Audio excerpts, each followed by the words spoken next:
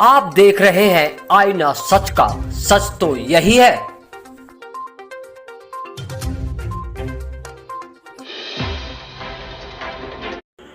खबर हम आपको उत्तर प्रदेश के जनपद अमरोहा से बता रहे हैं। अमरोहा कलेक्ट्रेट सभागार में सरकार की उपलब्धियों की जानकारी देने के लिए कैबिनेट मंत्री भूपेंद्र चौधरी ने की प्रेस वार्ता। इशारों में गठबंधन पर साधा निशाना। बता दें, उत्तर प्रदेश के अमरोहा जनपद में पुलिस लाइन के प्रस्तावित भूमि पर 22 सितंबर को उत्तर प्रदेश के मुख्यमंत्री योगी आदित्यनाथ का दौरा प्रस्तावित है, जिसको लेकर अमरोहा में मंत्रियों का प्रवास लगातार जारी है। कल रविवार को भी गुलाबो देवी राज्य मंत्री ने प्रेस वार्ता की थी। आज सोमवार को कलेक्ट्रेट सभागार में भूपेंद्र चौधरी कैबिनेट मंत्री ने प्रेस वार्ता की और सरकार की उपलब्धियां गिनाई। साथ ही उन्होंने कहा, 2019 के लोकसभा चुनाव में जिस तरीके से गठबंधन ने मात खाई थी, यही हाल 2022 के चुनाव में होने वाला है। इसलिए हमें गठबंधन का कोई डर नहीं है। हमें भरोसा है कि उत्तर प्रदेश की जनता पहले की तरह भाजपा को पूर्ण बहुमत देकर उनकी सरकार बनाएगी। Bureau report, Amroha. ऐसा है, उत्तर प्रदेश सरकार अपने प्रदेश की महान जनता के सामने अपने सरकार का 4.5 वर्षों का लेखा जोखा हम लोग रख रहे हैं। सब लोगों को जानकारी है, कल माननीय मुख्यमंत्री जी ने पूरे लखनऊ में उत्तर प्रदेश सरकार के कामकाज का लेखा जोखा आप लोगों के बीच में रखा। कल सभी जिलों में माननीय मंत्रियों ने या माननीय सांसदों के द्वारा जिलों में भी प्रेस करके आप लोगों के माध्यम से इस प्रदेश की महान जनता को जो काम हमने किए हैं उसका लेखा जोखा रखा। आज सभी माननीय विधायक अपनी विधानसभाओं में सरकार के द्वारा उनके द्वारा जो कार्य किए गए हैं उनके जनता के सम्मुख आप लोगों के माध्यम से रखा है। जो उत्तर प्रदेश में हारी हुई विधानसभा है, जिनमें भाजपा के विधायक नहीं है, उनमें विधान परिषद के सदस्यों को और या अन्य लोगों को लगाया गया। तो अमरोहा में हमारे विधायक नहीं, इसलिए मैं आया हूँ। और अमरोहा विधानसभा में सरकार के द्वारा 4.5 वर्षों में जो काम हुए हैं उन कामों का लेखा जोखा मैंने आप लोगों के बीच में रखा है। भारतीय जनता पार्टी हमेशा अपने सरकार के काम, अगर हम वर्तमान में हम वर्तमान में सरकार है तो हमारी सरकार ने जो काम किए हैं और अपने कार्यकर्ताओं की सक्रियता और मेहनत के दम पर हम लोग चुनाव लड़ते रहे हैं और चुनाव उनकी सक्रियता के आधार पर मुझे विश्वास है कि हमारी सरकार ने अच्छा काम किया है। हमारे कार्यकर्ता मेहनत करते हैं, तो निश्चित रूप से मुझे चुनाव में भारतीय जनता पार्टी के पक्ष में एक बार इस प्रदेश की महान जनता का आशीर्वाद हमें इसने मिलेगा, ऐसा मुझे विश्वास है। इस तरीके से किसान और आप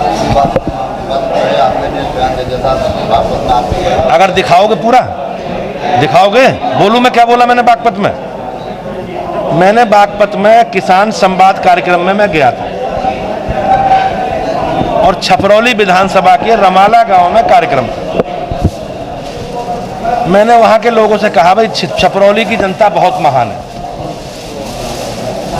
और चौधरी चरण सिंह जी को छपरौली की जनता ने पूरे देश में, पूरे प्रदेश में, दुनिया में पहचान कराने में छपरौली की महान जनता का भी योगदान है। किस लिए योगदान है कि चौधरी चरण सिंह सन 37 से सन 74 तक छपरौली से विधायक रहे और 70 और 80 और 85 3 बार लोकसभा के सदस्य रहे, वो भी छपरौली उसमें था।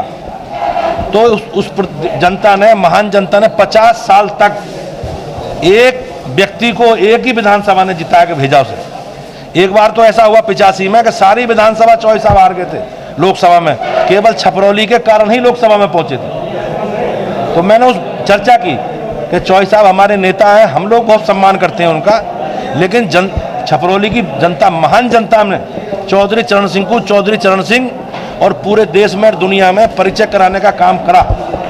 अगर वो जनता इतना स्नेह और आशीर्वाद नहीं देती तो चौधरी साहब को पूरे देश में, प्रदेश में, दुनिया में नेतृत्व करने का अवसर नहीं मिलता।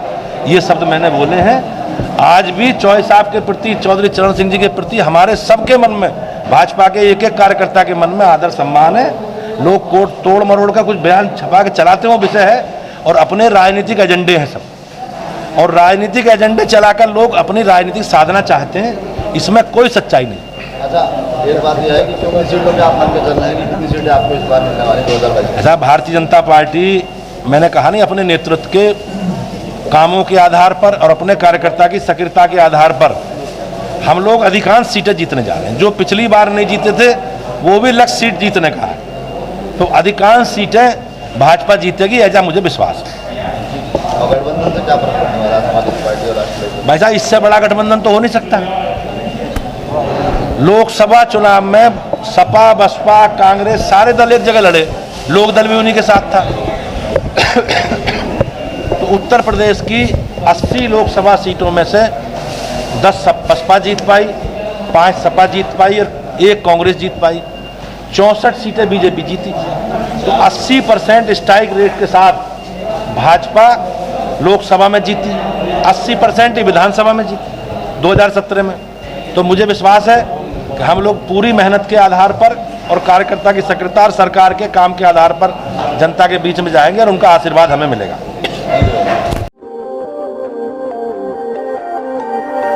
दोस्तों, अगर आपको हमारा ये वीडियो पसंद आया हो तो इस वीडियो को लाइक करें और हाँ, चैनल को सब्सक्राइब करना ना भूलें।